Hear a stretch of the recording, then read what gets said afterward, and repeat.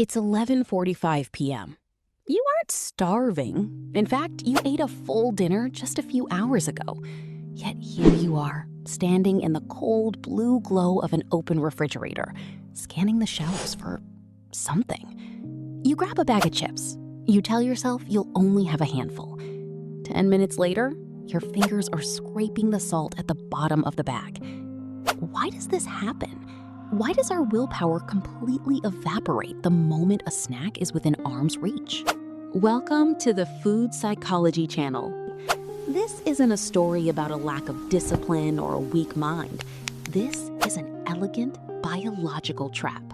Welcome to the Dopamine Buffet, the evolutionary glitch that turns modern snacking into an inescapable loop.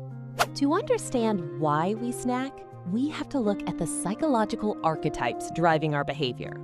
Meet our primary subjects. First, the impulsive eater, completely governed by immediate visual cues. If a snack is visible, it must be consumed. Next, the stressed processor, who doesn't eat for calories, but uses food as a chemical tool for emotional self-regulation.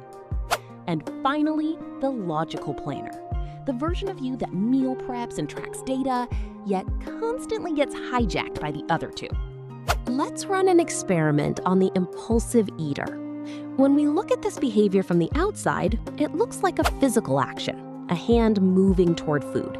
But let's look at the internal dashboard. If we scan the brain at the exact moment the snack is spotted, something fascinating happens.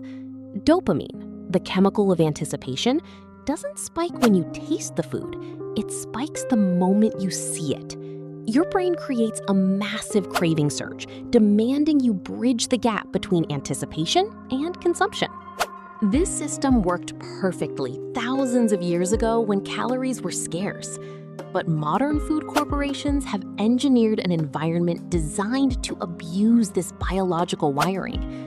They create hyper-palatable foods, snacks mathematically optimized to hit the exact bliss point. By combining precise ratios of sugar, salt, and fat, they bypass your body's natural satiety signals. Your internal dashboard registers an infinite reward loop, demanding you keep eating because it thinks it hit an evolutionary jackpot. But what about the stressed processor? This archetype isn't reacting to a commercial or a visual cue. They are reacting to an internal deficit. When you experience emotional hunger, whether it's anxiety, boredom, or loneliness, it manifests as a physical sensation of emptiness. To cope, the brain seeks a quick neurochemical rescue. We attempt to pack that emotional void using the immediate reward of hyper-palatable comfort food. So how do we fix it? Relying on pure willpower is a losing business strategy. Instead, we must approach our habits like a systems engineer. The first step to hacking the dopamine buffet is a concept called friction. The impulsive eater relies on zero friction.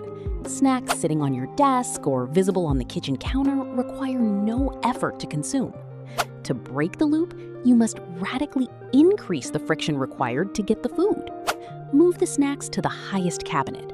Better yet, don't buy them in bulk.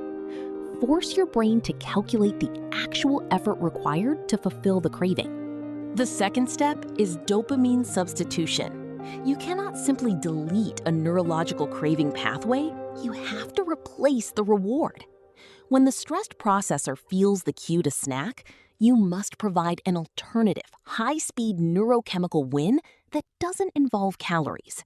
A 2-minute brisk walk, a rapid set of push-ups, or even a highly engaging non-food-related visual task can successfully hijack the dopamine cycle, resetting your brain's internal dashboard.